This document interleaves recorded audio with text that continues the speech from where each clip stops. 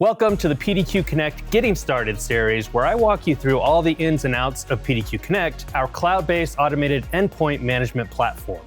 Now, there's a lot to cover here, so expect a lot of episodes and expect a lot of seeing this face around. So let's get into the product and actually take a look at the very first thing we're talking about in episode number 1, which is the agent. Here we are inside of PDQ Connect. Here you can see a list of devices, some groups, and a bunch of tabs and stuff like that. But again, like I said, we're going to focus on the agent. Okay, this is the very first thing you're going to deal with when you are first introduced to PDQ Connect. We are an agent-based solution, so we have to get that agent on our endpoints. Now that agent is super lightweight, barely takes any resources. In fact, we can check that real quick. We can go over here to my buddy Mark.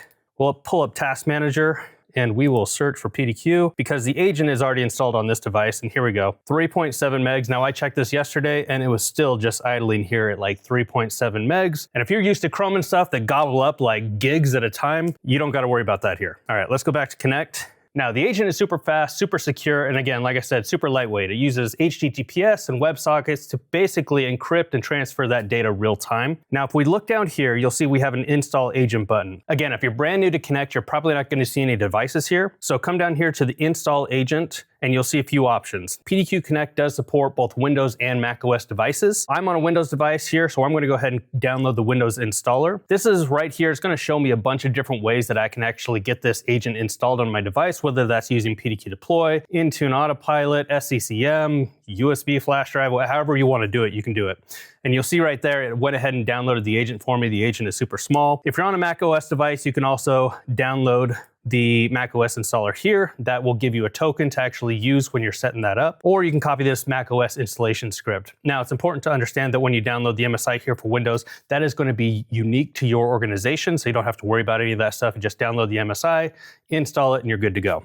Okay, so we've already got that downloaded, and I'm going to go over here to my computer, Dylan. Here you can see I have the PDQ Connect agent on my device here. I can right click on it, go to properties. We can actually see how big this thing is. You can see super tiny, super easy to push out. I'm going to go ahead and just double click on this to get it going, preparing the install. Here you'll see the wizard pop up. Now you should just be able to pretty much just run through this thing basically. So we'll click next, accept the license agreement, click install, and once this is installed, this is basically going to reach out to your PDQ Connect web interface, and it's going to be like, hey, you've got a new device, okay? Something that I should point out is that during this installation, you may see a UAC prompt, as you can see down here, that I've got it. I'll click yes on that. That's going to finish up the install for me. There we go. We'll hit finish. Okay, now we'll go back to PDQ Connect.